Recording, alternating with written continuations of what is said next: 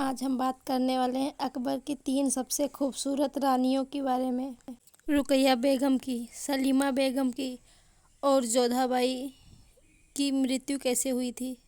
Number 1, Ruqaiya Begum. दोस्तों, रुकैया बेगम हुमायूं की छोटे भाई इंदल मिर्जा की बेटी थी, यानी कि अकबर की चचेरी बहन थी। अकबर ने 14 साल की उम्र में अपनी ही बहन यानी कि रुकैया बेगम से निकाह कर लिया था। 14 साल की उम्र में जब इन दोनों के आपस में निकाह हुआ और 17 साल की उम्र में जब अकबर ने अपने राज्य में पूरी तरह से इतिहाद जमा लिया, उस समय रुकैया के पास काफ़ी सारी शक्तियाँ आ गई। शाही हरम की वह सबसे बड़ी मुखिया बन गई और राजनीति में भी उसका काफ़ी सारा हस्तक्षेप रहने लगा।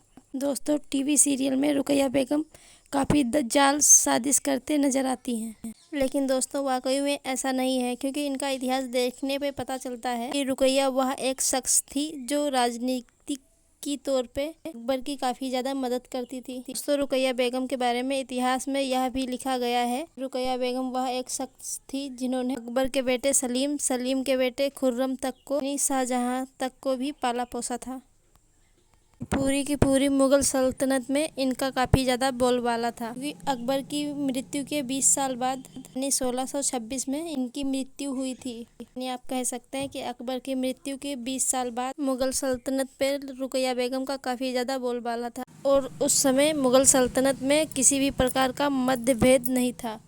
नंबर 2, सलीमा बेगम। दोस्तों, सलीमा बेगम का जन्म 23 फरवरी 1539 को हुआ। इनके पिता का नाम नूरुद्दीन मोहम्मद मिर्जा था और मां का नाम गुलरुख बेगम था, जो कि अकबर की चाची थी। नूरुद्दीन मोहम्मद की बेटी सलीमा बेगम अकबर से 3.5 साल बड़ी थी और वह रिश्ते में अकबर की चचेरी बहन भी लगती थी। लेकिन इतिहास में ऐसा देखने को मिलता है कि सलीमा बेगम का विवाह सबसे पहले बैरम खान से हुआ था। बैरम खान जिसने अकबर को राजगद्दी पे बैठाया था। बैरम खान सलीमा बेगम से उम्र में लगभग 40 साल बड़े थे, लेकिन बैरम खान की मृत्यु के बाद सलीमा बेगम काफ़ी ज़्यादा परेशानी में रहने लगी और ऐसे में मुगल सल्तनत में भी उनके साथ काफ़ी ज़्यादा भेदभाव किया जाने लगा। लेकिन जब यह बात अकबर को पता चली कि सलीमा बेगम काफ़ी ज़्यादा परेशानियों में हैं, तो अकबर सलीमा बेगम को शाही संदेश भेज के आगरा बुला लेते हैं और उनसे निकाह कर लेते हैं। इसके बाद सलीमा बेगम सामाजिक रूप से अकबर की दूसरी पत्नी बन जाती हैं। अकबर ने सलीमा बेगम से निकाह इसलिए किया कि उनको और उनके बेटे को एक शाही मिल सके।